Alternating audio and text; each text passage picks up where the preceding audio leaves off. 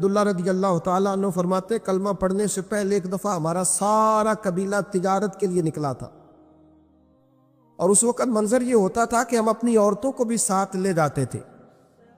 6 مہینے سفر کرنا ہوتا تھا، اونٹ گھوڑے ہم بیچا کرتے تھے، عورتیں بھی ساتھ رہتی، کھاتے بھی پکاتے بھی۔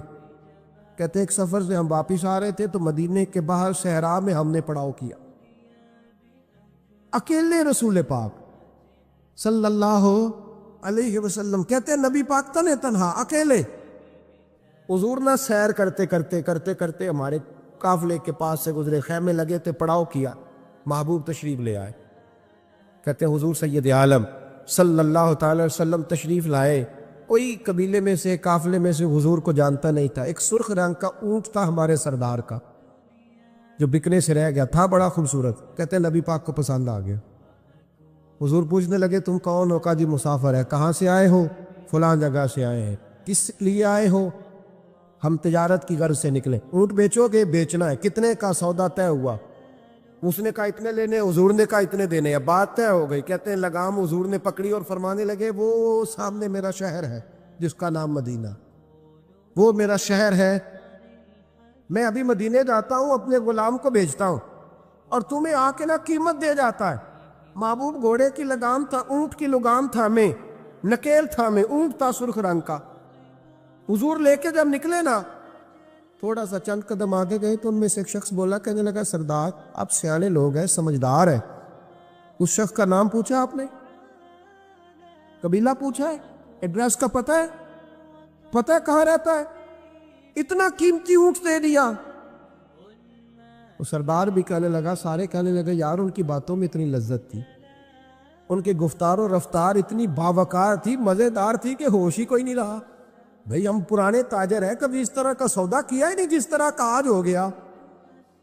اوہو واقعی کچھ نہیں یاد رہا، کوئی سمجھ نہیں آئی۔ وہ ابھی نظر آ رہے، ایک آدمی دوڑ کے جاؤ، دوڑ کے، اور جا کر کے نا ان سے کہو بڑی جائز بات ہے، وہ ناراض بھی نہیں ہوں گے۔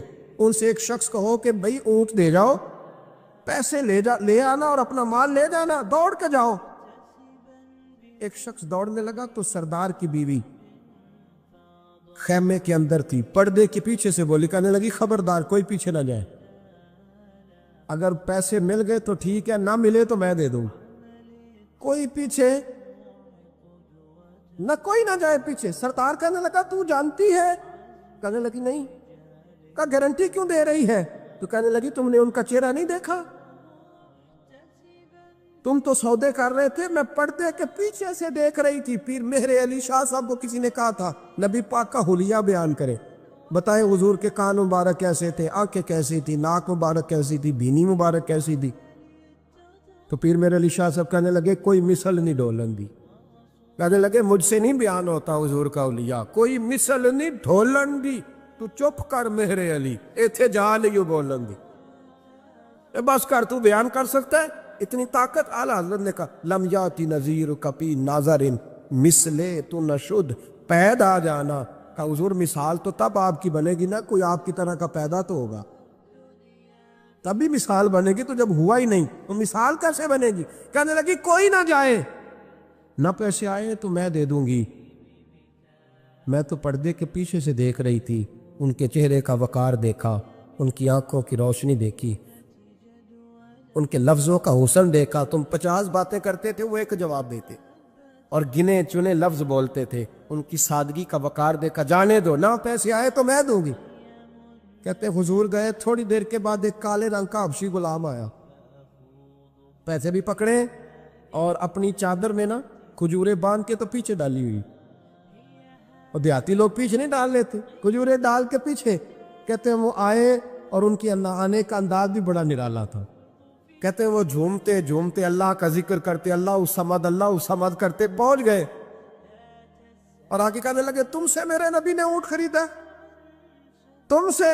کہا ہم سے خریدا ہے۔ کہنے لگے یہ تمہارے پیسے؟ اور پھر چادر کھول کے صحرا پہ بچھا دی، کہنے لگے یہ تمہارے پیسے، اور کھجوریں کھاؤ، میرے نبی نے تحفہ بھیجا ہے، کھاؤ، حضور نے تحفہ بھیجا ہے۔ تو وہ سردار کی بیوی اوٹ ہٹا کے کہنے لگی وہ کالے رنگ کے حبشی غلام، انہیں کھجوریں کھلا، اور مجھے اس عزت والی ماں کا نام بتا جس کے گھر میں ایسا لال پیدا ہوا، انہیں کھجوریں کھلا، اور مجھے اس عظمت والے باپ کا نام بتا جس کے گھر میں ایسا پھول کھلا ہے۔ وہ قبیلہ تو بتا تو صحیح، وہ کون تھے؟ 2 گھڑیاں رکے ہیں پر خوشبوئی پھیل گئی ہے، رنگ ہی بدل گیا، تار کوئی مثل نہ ڈھولن دی۔ تو چپ کر مہر علی، ایتھے جا نہیں بولن دی۔ ایک روایت میری نظر سے گزری، اور کیا ہی انداز ہے، امام زرقانی نے لکھی۔ ایک صحابی ہیں حضرت ابو قرصافہ رضی اللہ تعالیٰ عنہ۔ حضرت ابو قرصافہ رضی اللہ تعالیٰ عنہ فرماتے، میں چھوٹا تھا، میری اماں اور میری خالہ مجھے ساتھ لے گئی۔ میں نے کہا کہاں جانا ہے؟ کہنے لگے آؤ نبی پاک کا کلمہ پڑھنے جانا ہے۔ پڑھیے درود شریف صلی اللہ ہو، سارے پڑھیے، پھر پڑھیے ایک دفعہ صلی اللہ تعالیٰ علیہ۔ حضور کا ذکر ہو تو فوراً درود پڑھنا چاہیے۔ نبی کریم علیہ السلام کی بارگاہ میں نا میری خالہ اور میری اماں دونوں مجھے ساتھ لے گئیں کلمہ پڑھنے۔ کہتے ہیں جب ہم حضور کی بارگاہ میں پہنچے، کلمہ پڑھا، واپس آئے تو میری اماں اور میری خالہ آپس میں بات کرنے لگیں۔ میری خالہ کہنے لگی تو نے دیکھا ہے ان کا بولنا کتنا مزیدار؟ میری خالہ کہنے لگی تو نے تو وہ دیکھا، لیکن وہ جو غلام آیا تھا اس کے ساتھ ان کا رویہ کتنا پیارا تھا۔ تو نے دیکھا جب وہ کھانا کھا رہے تھے تو پہلا خیال انہوں نے ہمارا کیا، بار بار وہ ان کا ذکر کرتی، کہتے آپس میں حضور کی شانیں بیان کرتی، میری اماں بھی میری خالہ بھی۔ بالآخر بات لمبی ہو گئی تو میری اماں بولی، کہنے لگی بس کر، ہم کتنی عظمتیں بیان کریں گے، مجھے تو 3 باتیں سمجھ میں آئی ہیں۔ کتنی؟ 3 باتیں مجھے سمجھ میں آئی ہیں۔ کہا وہ کیا؟ تو کہنے لگی ما رأینا مثل ھذا الرجل احسن وجھا ولا القى ثوبا ولا البنا کلاما۔ کہنے لگی مجھے تو 3 باتیں سمجھ میں آئی ہیں کہ نہ اتنا خوبصورت چہرے والا کوئی شخص دیکھا ہے، اور نہ اتنے صاف کپڑوں والا کو دیکھا ہے، اور نہ ہی اتنی میٹھی بولی بولنے والا کوئی دیکھا ہے۔ تینوں باتوں کی کمال ہے، ظاہری حسن بھی کمال، کپڑوں کی صفائی بھی کمال، اور رسول پاک کا بولنا بھی کمال، لب و لہجے میں مٹھاس بھی خوبصورتی والی۔ یہ اصل حسن ہے کہ ظاہرت بھی انسان بڑا منزہ ہو، باطناً بھی بڑا صاف ستھرا ہو۔ میرے رسول پاک علیہ السلام کا طریقہ مبارکہ پتہ کیا تھا؟ حضور صلی اللہ تعالیٰ علیہ وآلہ وسلم جب مسجد میں نماز پڑھ لیتے تو حضرت جعفر رضی اللہ تعالیٰ عنہ فرماتے، بخاری کی حدیث ہے، فرماتے میں مدینہ شریف میں آیا تو حضور نماز پڑھ لیتے تو صحابہ نبی پاک کے پاس آتے اور حضور کا دست مبارک پکڑ کے پہلے چومتے پھر چہروں پہ ملتے، پہلے چومتے پھر چہروں پر۔ نبی پاک کے صحابہ حضور کے قدم بھی چوما کرتے، قدموں میں جھکا کرتے تھے۔ یہ تو بھائی اس وقت پتہ چلتا ہے جب کسی سے پیار ہو جاتا ہے، جب کسی بندے سے، میں اکثر مثال دیا کرتا ہوں اکثر کہ کسی کا بچہ پیشاب کرے تو کہہ آتی ہے، الٹی آتی ہے، لیکن اپنا بچہ بالوں میں بھی کر دیتا ہے، پھر کوئی کہہ نہیں آتی چونکہ اپنا ہے نا، پیار ہو گیا نا۔ اب وہ کیفیت جب کسی سے محبت ہو جاتی ہے نا تو کچھ چیزیں صرف سمجھنے کی نہیں، کچھ چیزیں ایسی ہوتی ہیں جو محسوس کرنے والی ہوتی۔ اس نے کہا تھا عشق ایک ڈھونگ ہے، میں نے کہا تجھے عشق ہو خدا کرے، پھر کوئی تجھے اس سے جدا کرے، تو اسے تسبیحوں پہ پڑھا کرے، تو اسی کا نام جپا کرے، تو گلی گلی پھرا کرے، پھر میں کہوں کہ عشق ایک ڈھونگ ہے اور تو نہیں کہا کر، پھر میں کہوں کہ عشق ایک ڈھونگ ہے اور تو۔ اس نے کہا تھا عشق ایک ڈھونگ ہے تو میں نے کہا تجھے عشق ہو خدا کرے۔ بھائی یاد رکھو جب انسان کو محبت ہوتی ہے تو پھر اس کے انداز بدل جاتے ہیں، اس کے طور طریقے تبدیل ہو جاتے ہیں۔ وہ میں اکثر ایک بات کہا کرتا ہوں، میں کہتا ہوں بچہ باہر سے برگر کھا کے آ جاتا ہے رات، اماں کہتی بیٹے روٹی کھا لو، کہنا دوسرا گوبھی پکائی میں نہیں کھانی، حالانکہ برگر ہے کھا آیا ہے، دور سے کھا آیا ہے، تو اماں اس کو کہتی ہے پھر میں سوئیاں نہ بنا دو تھوڑی سی اپنے بیٹے کو، فٹافٹ چاول نہ تجھے ابال دوں، ساتھ میں باریک دال بنا دیتی، کہتا نہیں میری مرضی کا پکاتے ہی نہیں، میں نے نہیں کھا ایسے۔ اب ابا جو ہے نا، ابا وہ اماں کو سمجھا رہا، کہتا چھڈ پرا، بھوک لگے گی تھی آپ ہی کھا لے گا، تھوڑا ایڈی ٹینشن ہے ایمی پہ تینوں ستاندہ ہے۔ اماں کیا کہتی ہے؟ کہتی نہیں مجھے نیند نہیں آئی، کہ کھائے گا تو سکون آئے گا۔ اب اس کو آپ لاکھوں دلیلیں دیں کہ سیانا بیان ہے، بچہ نہیں ہے، 22 سال کا ہے، 24 سال کا، چھوڑ تو کیا کر رہی ہے؟ لیکن اماں کو کوئی سمجھا سکتا؟ کیوں نہیں سمجھا سکتا کہ اسے اپنے بیٹے سے پیار بڑھا؟ وہ کیا کرے، وہ مجبور ہے، اس کے دل کی کیفیت اس طرح کی ہے کہ کوئی دنیا کی طاقت اسے سمجھا سکتی؟ سوال ہی نہیں پیدا ہوتا کوئی اسے سمجھا سکے، یہ ممکن کیسے ہو، کیسے سکتا ہے؟ یہ محبت ہے میرے رسول پاک علیہ السلام کے صحابی حضرت جعفہ فرماتے میں حضور کی بارگاہ میں آیا تو صحابہ کیا کرتے، نبی پاک کا دست مبارک پکڑتے، پہلے چومتے پھر چہرے پہ ملتے، بخاری ہے۔ فرماتے میں نے کہا یہ کیا کر رہے ہیں؟ پھر اچانک میرا بھی دل کیا ذرا کر کے تو دیکھو، کوئی چیزیں چکھنے پہ پتہ لگتا ہے کتنی مزیدار ہے۔ کہتے میں بھی قریب گیا، حضور کہ دست مبارک میں نے ہاتھ ڈالا، فرماتے ہاتھ پکڑا ہی تھا کہ نبی پاک کا ہاتھ برف سے بھی زیادہ ٹھنڈا۔ فرماتے پھر میں نے پکڑ کے چہرے پہ ملا تو کستوری سے زیادہ خوشبو آ رہی تھی دست مبارک۔ فرماتے اب میرا چھوڑنے کو دل ہی نہیں کر رہا، اب میری طبیعت نہیں مان رہی تھی۔ میرے نبی کریم علیہ السلام اللہ کی دلیل ہیں، ہر پاکیزگی، ہر حسن، ہر کیف اللہ نے اپنے رسول کو عطا فرمایا۔ دنیا کی جتنی غلاظتیں تھیں جب کوئی حضور کے قریب جاتا تھا تو ساری غلاظتیں دور ہو جاتی۔ کما ارسلنا فیکم رسولا منکم یتلو علیکم آیاتنا ویزکیکم، اللہ فرماتے میرے محبوب تم پر میری آیتیں پڑھیں گے اور تمہیں پاک فرما دے، تمہاری ساری ناپاکیاں نبی پاک دور کر دے، ہر غلاظت تم سے دور ہٹ جائے۔ ایک صحابی ہے حضرت شیبہ بن عثمان رضی اللہ تعالی عنہ، وہ کہتے ہیں میرے والد کو اور میرے چچا کو مسلمانوں نے احد میں قتل کر دیا تھا، میرے دل میں بڑا غصہ تھا، بڑا جلال تھا کہ کبھی مجھے موقع ملے تو میں بدلہ لوں گا۔ کہتے فتح مکہ کے بعد نبی پاک علیہ السلام حوازن کی جنگ کے لیے نکلے، مجھے پتہ چلا حضور جا رہے ہیں تو میرے اندر شعلے بھڑک رہے تھے انتقام کے۔ روز میں منصوبہ بندی کرتا، پلاننگ کرتا کہ کسی طریقے سے میں ان تک پہنچوں گا اور بدلہ لوں گا۔ کہتے ہیں نبی کریم علیہ السلام نہ حوازن کے لیے پہنچ چکے تھے، فرماتے میں بھی جنگ میں جا کے شریک ہو گیا اور میں نے طریقہ اس طرح کا اختیار کیا کہ کسی طریقے میں حضور تک پہنچ جاؤں۔ سمجھ آ رہی ہے میری بات کی؟ نبی کریم علیہ السلام تک کسی طریقے پہنچ جاؤں۔ فرماتے ہیں لڑتے لڑتے، لڑائی کے دو طریقے ہوتے تھے، کبھی تو ایسے ہوتا تھا کہ ایک دو آدمی مل کے آپس میں لڑتے تھے، پھر گمسان کا رن پڑتا تھا، گھمبیر ہو جاتی تھی جنگ، سمجھ نہیں آتی تھی تیر کہاں سے آیا، نیزہ کہاں سے آیا۔ فرماتے جب گمسان کا رن پڑا نا، مجھے موقع مل گیا، میں حضور کے قریب پہنچ گیا۔ حضرت شیبہ بن عثمان رضی اللہ تعالیٰ عنہ کہتے جب میں پہنچ گیا تو میں نے نا دیکھا کہ اب حضور کے قریب لوگ نہیں ہیں۔ فرماتے میں نے نا فوراً تلوار اٹھائی، تلوار اٹھا کے میں حضور کو معاذ اللہ شہید کرنے ہی لگا تھا کہ ایک نور چمکا حضور کے سامنے۔ پڑھیے درود صلی اللہ علیہ وسلم، کہتے ایک نور چمکا، اتنی تیزی تھی اس نور میں کہ میری آنکھیں بند ہو گئی، میرے ہاتھ سے تلوار گر گئی، آنکھیں چندھا گئی میری۔ فرماتے تلوار میرے ہاتھ سے چھوٹ گئی۔ اب جب وہ روشنی مدھم ہوئی نا تو میں نے دیکھا نبی پاک سامنے کھڑے مسکرا رہے ہیں۔ آپ نے میں نے کر دی، آپ نے سن لی، ذرا دیکھو تو صحیح، جو تلوار لہرائے اسے دیکھ کے بھی کبھی کو مسکرایا ہے؟ جس نے تلوار ہی لہرا دی، جو شہید کرنے ہی لگا تھا، پہنچ گیا تھا۔ لیکن یہ اخلاق میرے رسول پاک کا ہے صلی اللہ اعلیٰ حضرت فاضل بریلوی کا ایک شعر میں نے پڑھا، کئی کچھ چیزیں ایسی ہوتی ہیں جو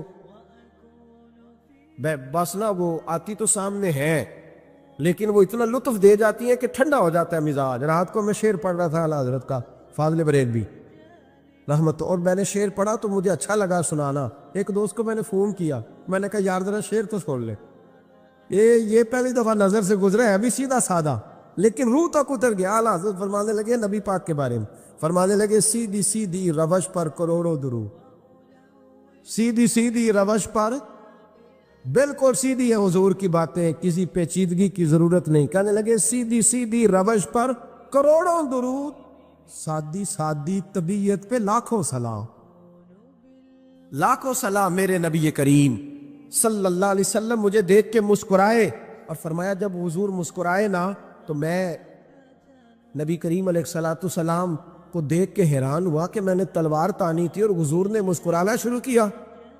فرماتے اب حضور نے مجھے بلایا، آواز کے ساتھ نہیں بلایا، حضور نے اشارہ کیا یوں کر کے، فرمایا ادھر آؤ نا۔ فرماتے مجھے اب یہ بھی سمجھ نہیں آئی کہ کس نے مجھے اٹھا کے حضور کے قریب کر دیا۔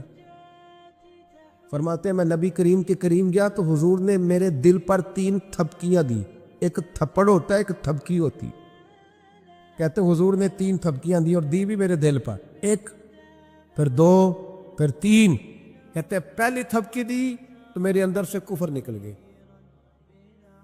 دوسری تھپکی دی تو میرے اندر ایمان داخل ہو گیا، اور تیسری تھپکی جب نبی پاک علیہ السلام نے دی تو مجھے ہر چیز سے بڑھ کر رسول اللہ سے پیار ہو گیا، محبت ہو گئی نبی کریم سے۔ آپ فرماتے ہیں اب حضور نے نا فوراً میرے ہاتھ میں تلوار تھمائی، فرمایا پہلے تو ہمارے خلاف لڑ رہا تھا، تلوار پکڑ اب ہماری طرف سے لڑ، تلوار پکڑ اور لڑ۔ آپ فرماتے ہیں میں اتنا لڑا کہ جو حضور کا دشمن سامنے آتا میں گلا کاٹ دیتا، جو آتا میں اس کے ٹکڑے کر دیتا۔ فرماتے ہیں پہلے میں باپ کا بدلہ لینے آیا تھا، اور اب میرا یہ حال ہے کہ اگر میرا باپ بھی سامنے آئے گا تو میں اس کا بھی گلا کاٹ دوں گا، لیکن حضور کے قریب کسی کو جانے نہیں دوں گا۔ حضرت شیبہ بن عثمان کہتے ہیں جنگ ختم ہو گئی، حضور خیمے میں گئے، میں بھی گیا، اب نبی پاک لوگوں سے باتیں کر رہے ہیں، حضور لوگوں سے باتیں کر رہے ہیں، میں ایک کونے میں بیٹھا سوچ رہا ہوں کہ میں تو بدلہ لینے آیا تھا، یہ میرے ساتھ ہوا کیا؟ حضور لوگوں سے باتیں کرتے جا رہے ہیں، میں سوچتا جا رہا ہوں کہ میں تو انتقام لینے آیا، یہ کیا معاملہ ہوا؟ کہتے محبوب نے اچانک میری طرف نظر اٹھائی اور فرمانے لگے شیبہ ایک ارادہ تو نے کیا تھا جو غلط تھا، اور ایک ارادہ میرے رب نے کیا ہے اور تیرے اوپر فضل فرما دیا ہے۔ فرماتے حضور نے اب مجھ سے فرمایا کوئی خواہش ہو تو بتاؤ، مانگ لو کچھ مانگنا ہے تو۔ میں نے عرض کی یا رسول اللہ میری بخشش کی دعا کر، بڑا میرا خوفناک ماضی ہے، میں اسلام کا بڑا دشمن رہا۔ کہتے میں نے دعا کے لیے کہا اور حضور پھر دوسرے لوگوں سے باتیں کرنے لگا، کبھی اس سے کبھی اس سے کبھی اس سے۔ میں سوچنے لگا کہ میری بات کا کوئی جواب ہی نہیں آیا۔ جب 2-3 بار میں نے سوچا تو میرے کریم نے پھر توجہ میری جانب کی اور فرمایا تو نے بخشش کی دعا کا کہا تھا، میں نے سن لیا ہے، رب کریم نے تیری بخشش فرما دی ہے، اللہ نے تجھے بخش دیا ہے، تیری خطائیں رب کریم نے معاف کر دی۔ نبی پاک کے دست مبارک کی برکت میں آپ کو سینکڑوں لوگ دکھاتا ہوں، سینکڑوں لوگ، بڑے دعوے سے کہہ رہا ہوں، 2 4 5 نہیں، سینکڑوں لوگ انہوں نے پردیس جا کے محنت کی، کمائیاں کی، لیکن اپنے دیس میں مسجد بنائی تو لوگوں کو کہا کہ علامہ صاحب، قاری صاحب، پیر صاحب، میں پیسے سارے دوں گا پر میرا نام نہ لے لو۔ میں نے کہا میں سینکڑوں لوگ دکھاتا ہوں، سینکڑوں لوگ، محنت کی، جدوجہد کی، کوشش کی۔ یہ اسٹیج پہ بیٹھتے میری طرح کے وہ لوگ جو پیر صاحب، صوفی صاحب، علامہ صاحب ہوتے، لیکن میں سینکڑوں لوگوں کو جانتا ہوں جو محفل کا اشتہار اپنے ہاتھوں سے لگاتے، محفل والے دن جھاڑو بھی دیتے، لوگوں کو پیغام بھی دیتے، ان کا اشتہار پہ بھی نام کوئی نہیں، نقیب نے بھی نام نہیں لیا، وہ اسٹیج پہ بھی نہیں بیٹھے، لیکن جب محفل سج جاتی ہے، جب دنیا آ جاتی ہے، جب رسول پاک کا ذکر قروج پکڑتا ہے تو وہ دور کھڑے ہو کے کہہ رہے کتنی اچھی ہو گئی ہے میری محفل، کتنی اچھی ہو گئی ہے میری محفل۔ نہ کسی پیر نے نام لیا، نہ کسی مولوی نے لیا، نہ کسی نقیب نے لیا، نہ کسی نعت خواہ نے لیا، پر او میرے نبی کی محفلیں سجانے والوں، تمہارا نام کسی نے نہیں لیا، تمہاری فوٹو نہیں آئی، تمہارا اشتہار پہ نمبر نہیں لکھا گیا، اور جس رسول کے لیے تم نے یہ کام کیا اس نبی کو سارا ہی پتا ہے۔ وہ حبیب جانتے ہیں، وہ جانتے ہیں، انہیں خبر ہے کہ یہ وہ میرا دیوانہ ہے جو لوگوں کو دعوتیں دیتے، آؤ میں نے رسول پاک کی محفل سجانی، آؤ آؤ۔ آپ یقین کریں لوگ ہاتھ باندھ کے کہتے ہیں حضرت جی ٹائم دے دیں، دل کرتا ہے ذکر سرکار سجایا جائے۔ میرے بھائی یاد رکھو، فروغ محبت کی بات کرو، پیغام محبت کی بات کرو، محبت کی بولی بولو، محبت کا تذکرہ کرو، لوگوں کی اچھائیوں کا ذکر کرو، خوبیوں کا بیان کرو، چھوڑو چھوڑو نفرتیں، چھوڑو چھوڑو عداوتیں، آؤ واپس لوٹ آئیں۔ بخاری مسلم پڑھو، میرے نبی پاک علیہ السلام نے فرمایا اپنا ایک بھائی اپنے گھر سے چلا تھا اپنے دوسرے بھائی کو ملنے. ایک تو ہے صحابی کا پیار، ایک تو ہے اہل بیت کا پیار، ایک اللہ کے ولی کا پیار. اپنے گھر سے چلا تھا وہ اپنے ایک بھائی سے ملنے، بخاری مسلم ہے. حضور فرماتے ہیں کہ رستے میں اسے فرشتہ ملا انسانی شکل میں. لوگ تو روز سفر کرتے ہیں پر فرشتے نہیں آتے. اللہ نے فرشتہ بھیجا انسانی شکل میں. کدھر جا رہے ہو میاں؟ کہنے لگا اپنے بھائی سے ملنے جا رہا ہوں. کہا اس کا تیرے اوپر کوئی احسان ہے؟ اس نے کہا نہیں. تو کیوں ملنے جا رہے ہو؟ سننا ہو یارو، یہ میری بات نہیں، یہ مدینے والے رسول کی زبان اطہر سے نکلا ہے. فرمایا کہاں جا رہے ہو؟ اس نے کہا میں جا رہا ہوں بھائی سے ملنے. کوئی احسان ہے؟ کوئی نہیں. کوئی لین دین کا معاملہ ہے؟ کوئی نہیں. کیوں ملنے جا رہے ہو؟ کیوں؟ وہ کہنے لگا اس لیے ملنے جا رہا ہوں کہ وہ بھی اللہ کا حضر ہے. میں رب کا بندہ سمجھ کے، اللہ کا بندہ سمجھ میں کہتا ہوں او پیران عظام، تم نے اگر دھوکے کی پگڑیاں باندھی اور تم نے اگر فراڈ کے جبے پہنے، تم نے اگر جھوٹ کے پلندے باندھے تو وہ تمہارا معاملہ ہے، لیکن جو تمہیں رب کا بندہ سمجھ کے ملنے آئے گا وہ اجر حاصل کر لے گا. وہ اللہ کی بارگاہ سے نواز دیا جائے گا. وہ تو اللہ کا بندہ سمجھ کے آیا نا. اسے تو نہیں پتا جبے کے نیچے کیا ہے، اسے نہیں پتا بڑی پگڑی کے نیچے کیا ہے. مدینے والے محبوب فرمانے لگے وہ فرشتہ آیا اور آ کر کے اس سے کہنے لگا اللہ کی رضا کے لیے ملنے جا رہے ہو؟ اس نے کہا ہاں. کہنے لگا سنو پھر میں انسان نہیں، میں فرشتہ ہوں، مجھے رب نے بھیجا ہے. اور رب فرماتے ہیں جس طرح تم دونوں میری رضا کے لیے آپس میں محبت کرتے ہو نا، اللہ تم دونوں سے محبت فرماتا ہے. اللہ تم دونوں سے محبت، تھوڑا تھوڑا فروغ محبت، تھوڑا تھوڑا پیار. بیٹے سے بھی پیار، بیٹی سے بھی، بھائی سے بھی پیار. بھائی بھی پیارے ہوتے، بڑے پیارے ہوتے. یہ بھائی پانیاں دیاں باہما ہوندے.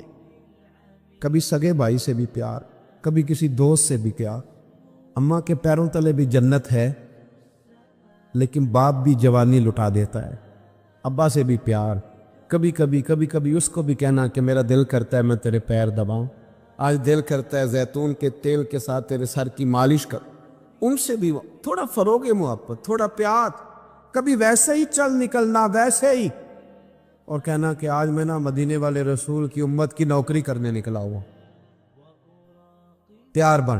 اور پھر جب پیار آئے نا، نبی پاک تھا. میں آپ کو ایک بات بتاؤں، ہم سنی بھی نا تھوڑے تھوڑے خشک ہوتے جا رہے.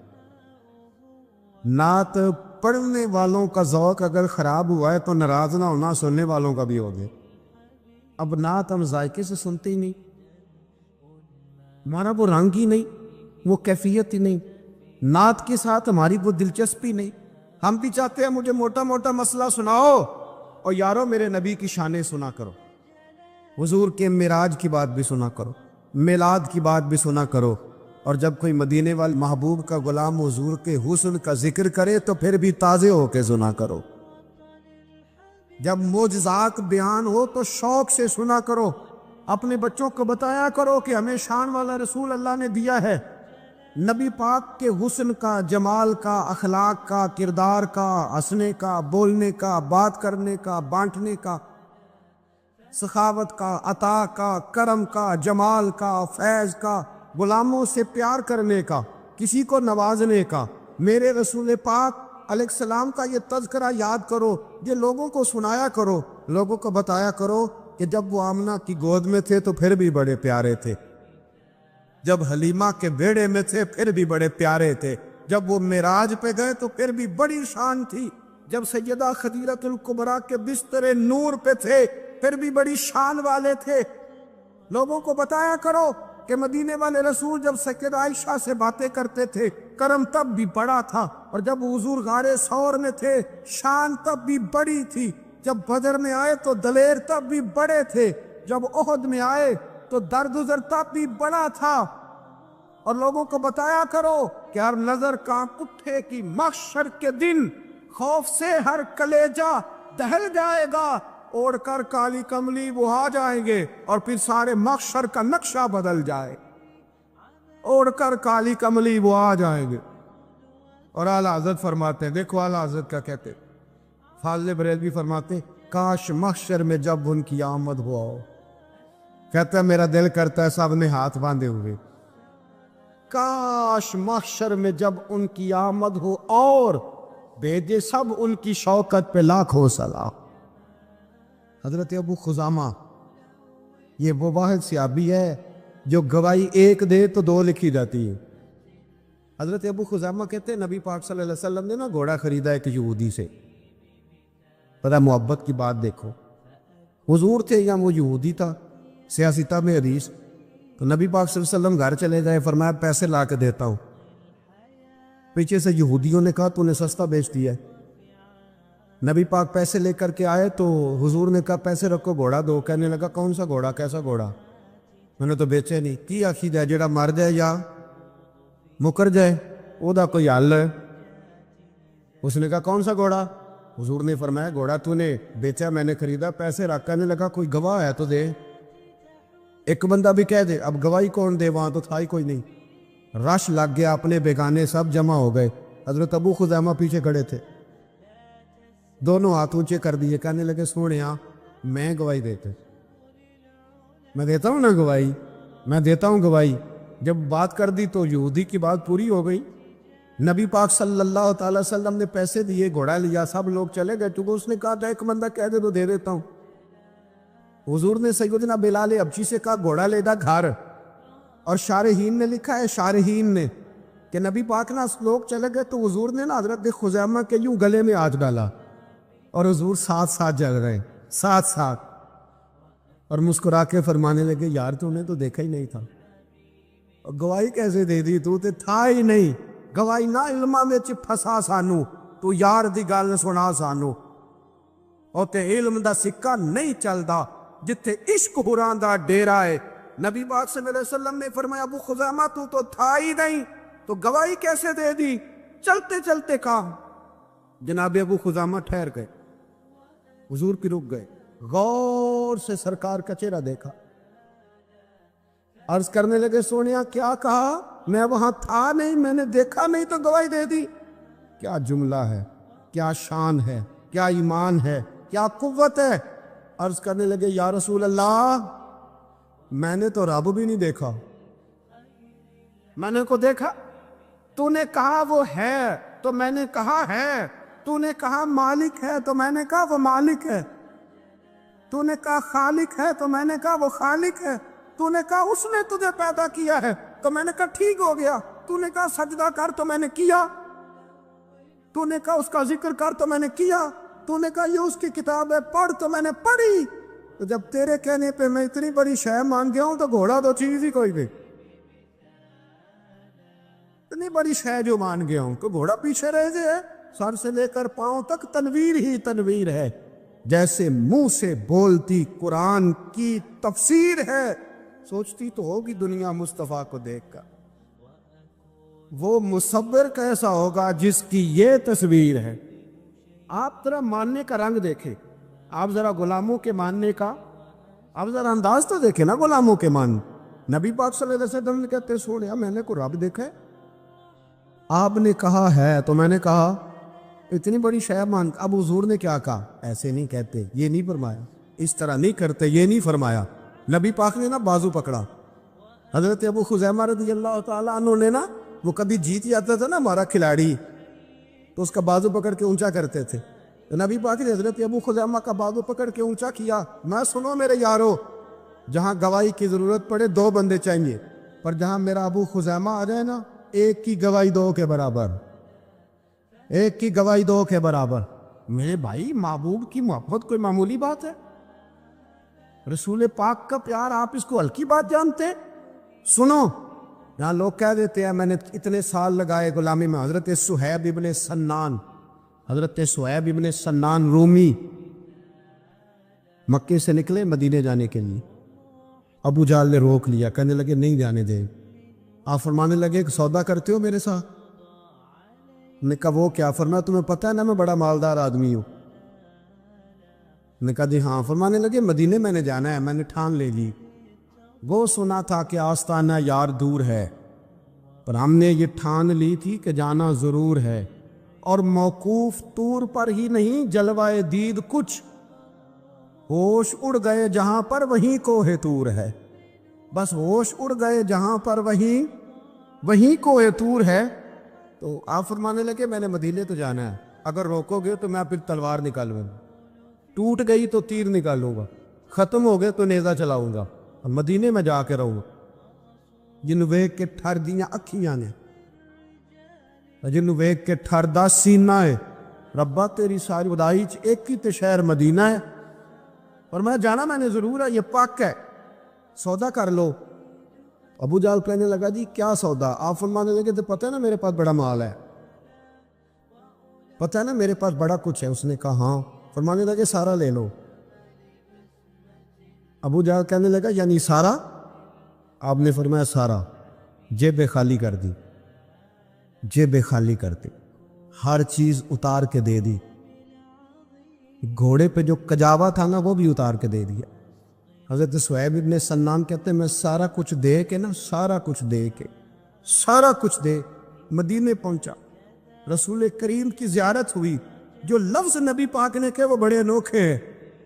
فرمایا صہیب تو نے جو تجارت کی ہے نا، تو نے مال دے کے رب رسول کو راضی کر لیا ہے۔ تجارت لفظ بڑے قابل غور ہیں۔ حضور فرمانے لگے تو نے جو تجارت کی ہے نا، مال دے کے اللہ رسول کو راضی کر لیا ہے۔ فرمایا تجارت تو نے کی ہے پر کوئی مہنگا سودا نہیں کیا، اور تو نے تو سستے میں خرید لی عرش ہے، تو نے کوئی مہنگا سودا